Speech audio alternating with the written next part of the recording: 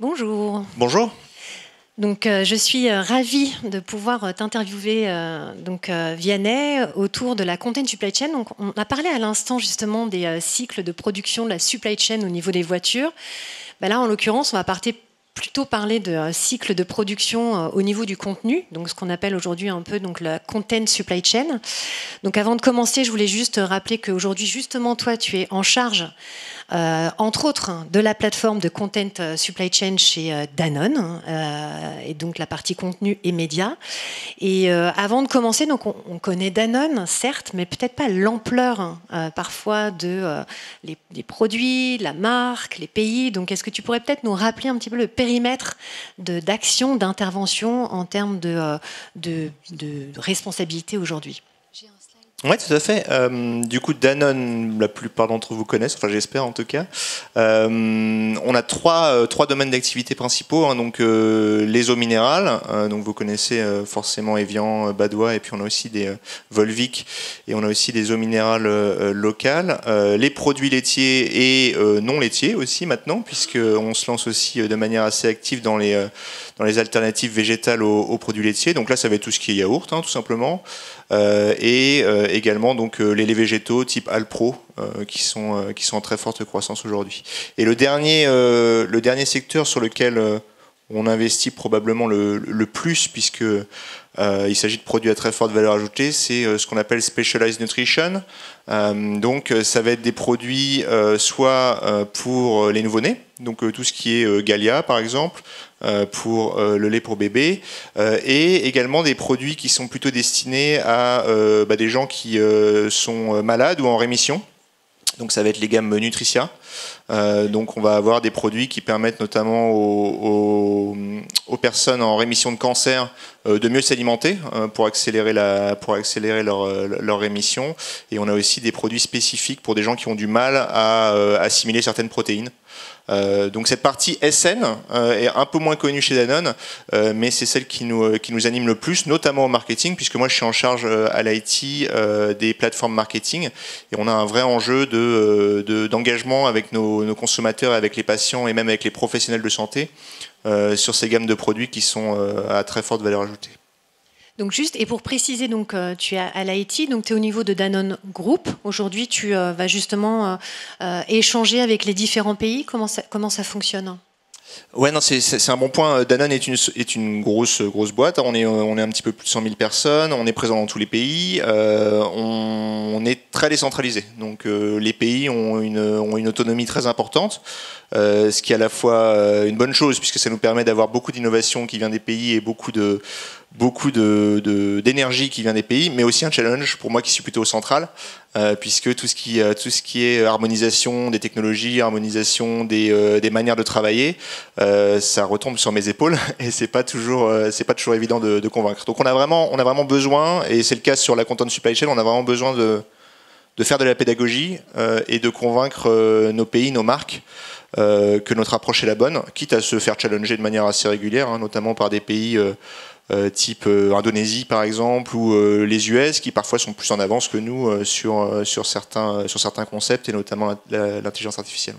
Alors justement, pour parler de ce sujet de la content supply chain, donc qu'est-ce qui a motivé cette initiative au niveau du groupe ? Qu'est-ce que vous avez mis en place ? Voilà, quels étaient les objectifs en fait ? Et aujourd'hui, qu'est-ce que vous en retirez d'avoir justement travaillé sur cette automatisation de contenu, cette production de contenu ? C'est quoi finalement la content supply chain chez Danone ? Ouais, c'est hyper large comme question. Du coup, donc Danone, comme vous l'imaginez, on investit des sommes très importantes dans notre marketing, hein, puisque on fait beaucoup de publicité sur tous les canaux, sur toutes nos marques. Donc ça représente vraiment des échelles hyper importantes en termes notamment de création de contenu. Donc quand je parle de création de contenu, ça va être un film, hein, la nouvelle pub pour Evian, ça va être une image qui va se retrouver dans un magazine ou sur les réseaux sociaux, ou ça va même être du contenu textuel et notamment sur notre gamme Specialized Nutrition, où on va créer du contenu qui va faire venir des patients, des professionnels de santé, parce que le contenu est intéressant. Donc on a vraiment un besoin de créer beaucoup de contenu. On le fait déjà, hein, on le fait notamment beaucoup avec des partenaires. Donc on a une cellule en interne de création de contenu, mais finalement elle est assez petite par rapport à tous les partenaires qui travaillent avec nous. Tu parles d'agences là ? Ouais, tout à fait, ouais, des agences hein, principalement, des agences locales, des agences globales. Donc on a un écosystème d'agences assez riche. Donc on a ce challenge de création de contenu, mais à la limite c'est pas ma priorité numéro 1 puisqu'on en crée déjà beaucoup. Donc en créer plus avec de l'IA générative, moi ça me fait limite un peu peur en fait. Mon objectif, c'est de l'utiliser ce contenu, de l'utiliser et de le réutiliser, puisqu'on fait beaucoup de fire and forget, hein, c'est-à-dire qu'on paye une campagne pour un événement en particulier, et tout ce qui a été créé par cette campagne est utilisé une fois, avec plus ou moins de réussite, et puis disparaît. Et quand je dis disparaît, c'est pas tout à fait vrai, c'est-à-dire qu'on va le stocker, on a un énorme DAM, donc un Digital Asset Manager dans lequel on a des millions d'assets qui sont stockés, on a des bases de contenu un petit peu partout dans le monde, mais une fois que c'est stocké, comment est-ce qu'on fait pour garder de la valeur, pour que ces assets gardent de la valeur et pour qu'ils soient réutilisés finalement, hein, puisque avec les sommes qu'on dépense, si on arrive à réutiliser ne serait-ce qu'un petit pourcentage des contenus concrets, c'est déjà une grosse victoire en fait pour nous. Donc, Mais justement, donc, tu parles de ce DAM, donc, on a eu la chance de travailler ensemble sur cette partie. Comment ça fonctionne ? Ça veut dire qu'aujourd'hui, le groupe a la volonté de pouvoir proposer du contenu au niveau du groupe et éventuellement ensuite pour avoir une cohérence de la marque, c'est souvent ce qu'on dit, l'envoyer aux différents pays qui vont le personnaliser. Ça fonctionne comment, ce partage de contenu ? Alors, ça va paraître un peu idiot, mais le DAM c'est hyper intéressant, même si ça n'a pas l'air.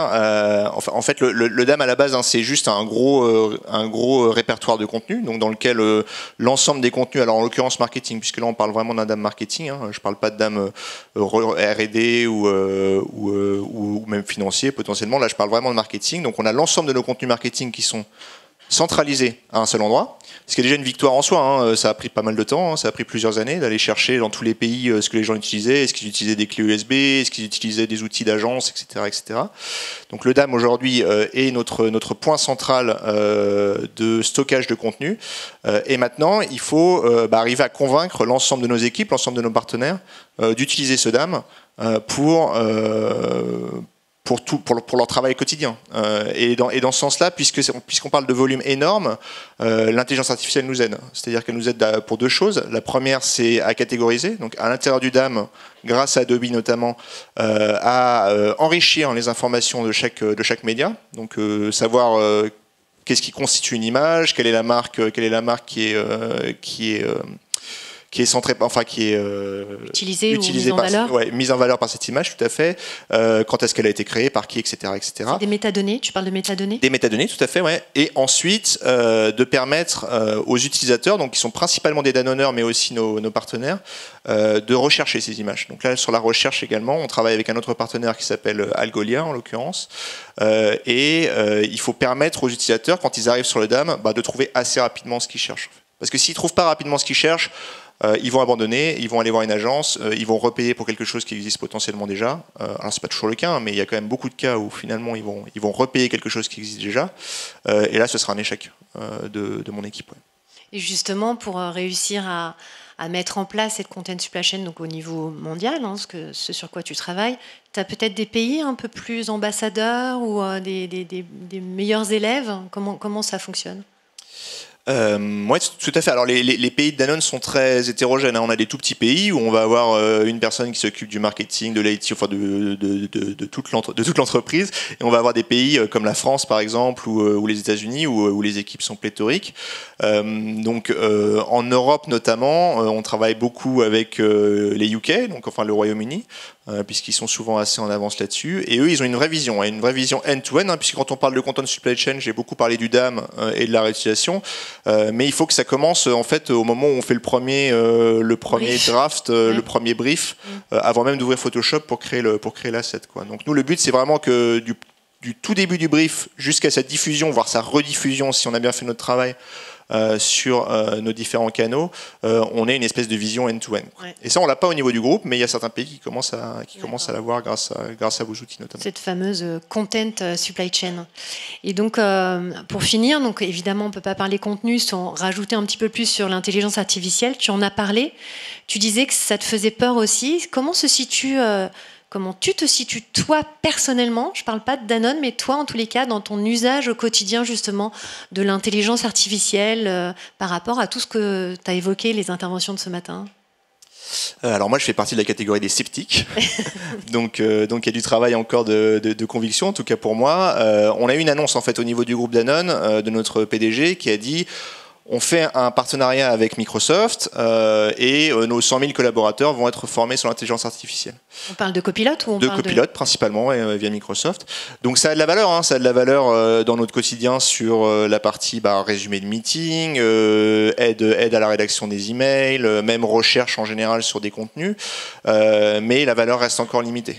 Et c'est là que nous, il faut qu'on se challenge, et moi personnellement aussi, à aller chercher peut-être des plus petits acteurs que Microsoft qui sont plus spécialisés, notamment sur la partie marketing, Adobe aussi également, hein, sur la partie pure génération de contenu et organisation du contenu, pour trouver plus de valeur que juste un résumé de meeting. Oui, et dans l'usage du quotidien, comme on parlait de productivité, et tout à l'heure Emmanuel prenait l'exemple de SAP, est-ce que tu attends justement de la part de chaque solution logicielle d'aller plus loin dans sa proposition d'intelligence artificielle au sein des outils qui sont actuellement utilisés?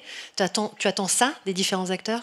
On a un mix, hein, nous. Hein. Il n'est pas question de tout remplacer, de faire un Big Bang. Donc que ce soit Adobe sur la partie marketing, Salesforce sur la partie CRM ou même SAP qu'on utilise de manière très intensive. On attend évidemment à ce qu'ils enrichissent leurs outils avec des fonctionnalités. Et en parallèle, on fait aussi des pilotes avec des plus petites boîtes. Sur de la génération de contenu marketing notamment, alors plus du texte. Donc ça nous permet d'avoir un petit peu les deux parties de la pièce en permanence. Merci Vianney. J'en profite pour donc vous rappeler qu'on a une masterclass justement sur toute la partie automatisation et création de contenu juste après à 11h en salle Auteuil pour aller un petit peu plus loin sur justement tout ce qui est création de contenu avec l'intelligence artificielle entre autres. Merci Vianney de ton intervention. Merci à toi. Merci à tous.